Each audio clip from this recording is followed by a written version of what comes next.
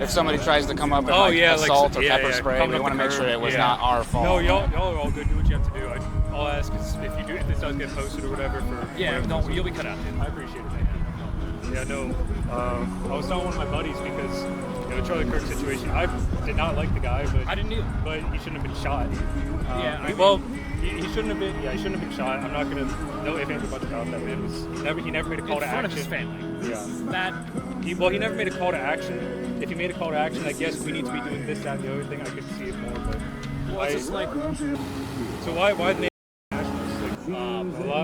I'll say too, the nationalist thing, it's based on the idea that the government serves for the benefit of the people, not the whole world. Absolutely. So it's like a globalist versus nationalist thing. Like things have become like international, and it can be dangerous if you're put in a position where like you're relying on other countries that you may be at war with, right, for your tanks and military ammunition. I'm big on borders are just a line on a map meant to keep people from migrating wherever they want. I mean, that's a dangerous proposition, though, because if you get so many people like in a group that have fundamentally different cultures and they start to butt heads, you're going to get like intergroup conflict. So it's my opinion is the best way is for a nation to be stable is to be mostly unified in identity, religion. So having all these groups that agree on such a fundamental or disagree on such a fundamental level can be dangerous because you get all the conflicts and then politics and government becomes like a struggle of like who can control the tool, right? Yeah. And you can say it shouldn't be that way, but at the end of the day, like the Muslims in Dearborn, like they want only Muslims and they're very identitarian, and so it's like very destabilizing, I think, to have all these groups competing in a political system with each other. Well, it's just And at the end of the day, too, it's like that's how I see it, right? I think good fences make good neighbors. That's my thing.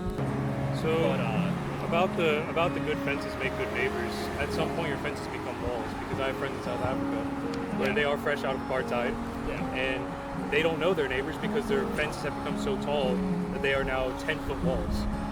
So at some point, if you start isolating yourself from everyone, you lose sight of the bigger picture of what could be good for everyone. Because personally, I think that our Congress right now is not representative of the people. No. I think everyone can agree on that wholeheartedly.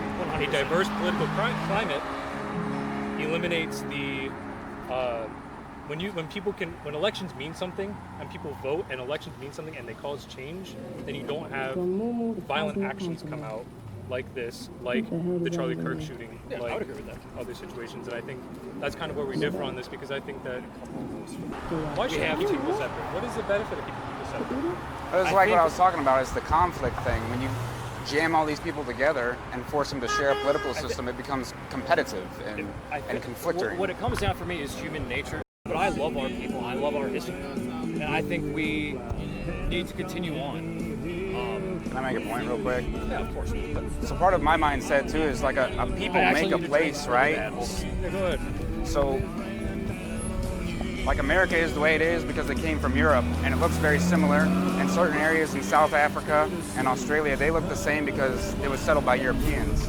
So if you were to take, let's say, Ethiopia, you were to take all those people and place them in Norway, take all the Norwegians, place them in Ethiopia, in 20 years, Norway is going to look like Ethiopia looks now, and Ethiopia is going to look like Norway looks now.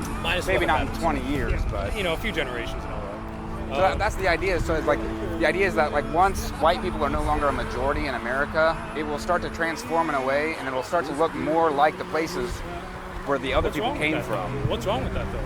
Well, they're impoverished. There's crime everywhere. Like. So America's impoverished. America has a lot of issues. You look at like the median wage in this nation is $31,000. Yeah, that's definitely a problem. Fucked up. That's a huge fucked up problem. That's because these companies aren't going to pay people a living wage. Yeah. But that's because we're impoverished. Like that's what America has. Is a problem. It is a huge fucking problem. And to say that these areas are only poor because of because of the color of their skin. That's completely ridiculous because Nestle is currently in Madagascar stealing the water from the Madagascar people and then selling it back to them at absorbent rates. Chiquita did the same thing in Central America with the banana republics, stealing their unused land, buying up all their land and then leasing it back to the farmers to then make them poor. That's a money pump. It's why unions have a union hiring hall, is because what would happen is the boss would send a labor shark into town and you would buy a job, $5 for a job for them.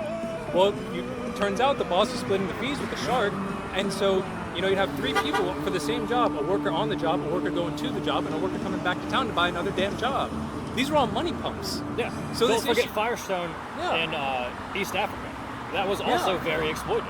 I'm not against. You're totally right. And I think to boil it down to the color really of their skin. It's not about the color of their But skin. you're saying these people are, these nations are poor because black people live there. Yeah. No, black. Yes, well, you just said that. Listen. When you have racial groups, it's distributions of genetics, like bell curves, and on average, black people have lower IQ, and that makes it harder You also for know them. the IQ test was made racist? I It was don't. meant for white men. That's how it was tested. I think it's a very good measure of general intelligence because it talks about pattern recognition, right? Yeah, but people can be smart outside of pattern recognition. But that's a very core part of IQ and intelligence. Look at the gentleman in Georgia who just found a way to turn plastic into diesel. He's black. I'm not saying like they're all stupid or anything like that. I'm just saying we're talking about averages, like distribution probabilities. You can't build a civilization on exceptions to the rule. Okay, then if we want to put on average, cis white men are responsible for almost all of cis white conservative men are responsible for almost all the shootings in America. So That's then, if we're gonna bell curve, that's No, what it dude. is, though. Okay, but like if I That's go to what- the bad areas of the West Side, am I going to be surrounded by white men, or am I going to be surrounded by black men? And what are the crime rates there? Okay, you want to look at crime rate? Go to Monroe, Louisiana. Mostly white, has some of the highest gun death per capita in the entire nation. Okay, but is that an exception or is it the rule? It's generally the rule. You have areas like Alabama, mostly white. Louisiana, mostly white.